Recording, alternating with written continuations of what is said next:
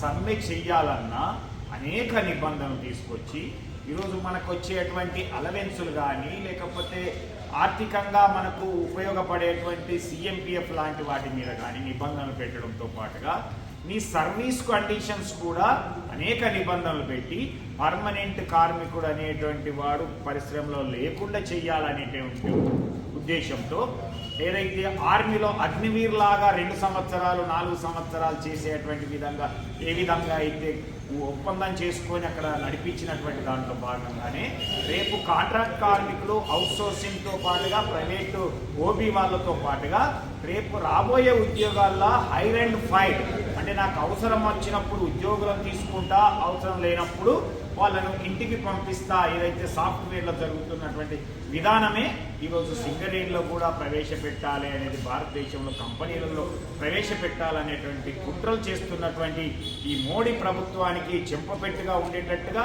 మన ఐక్యతను చాటేటట్టుగా సింగరేణిలో ఉన్నటువంటి జేఏసీగా ఏర్పడినటువంటి సంఘాలు అలాగే తెలంగాణ బొగ్గని కార్మిక సంఘం కూడా జూలై 9న జరిగేటువంటి సమ్మెను ప్రీ షిఫ్ట్ నుంచి మొదలుకుంటే నైట్ షిఫ్ట్ వరకు కూడా ఎక్కడ కూడా ఏ బాయిలో కూడా బొగ్గు పిల్ల రాకుండా చూడాల్సినటువంటి బాధ్యత మనపై ఉన్నది.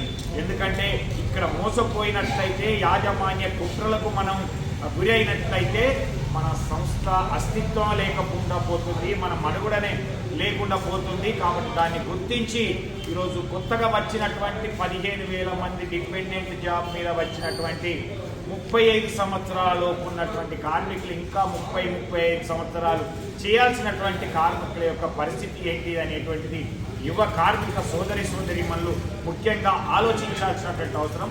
ఈ సంస్థ ఉంటేనే, ఈ సంస్థ మనుగడ ఉంటేనే మనం ఉంటాయి, మన సంఘాలు ఉంటాయి. అప్పుడు మాత్రమే మనం కొట్లాడగలుగుతాం, మన హక్కులు సాధించుకోవచ్చది. అట్లాగే ఆర్థిక ప్రయోజనాలు కానీ సాంఘిక సంక్షేమ కార్యక్రమాలు కానీ విద్య వైద్యం లాంటి సౌకర్యాలను మెరుగుపరచుకోవడంతో పాటుగా వేజ్ బోర్డులను కూడా సాధించుకొని మెరుగైన వేతన విధానాన్ని సాధించుకునేటువంటి అవకాశం ఉంటుంది. కాబట్టి యువ కార్మికులు ముఖ్యంగా ఆలోచించి ఈ యొక్క దేశవ్యాప్త సమ్మెలో మీరు ముందుండి నడిపించాల్సిన ఈ సమ్మెను నడిపించాల్సినటువంటి బాధ్యత ఉండాలి అనేటువంటిది తెలంగాణ బొగ్గని కార్మిక సంఘం విజ్ఞప్తి చేస్తా ఉంది.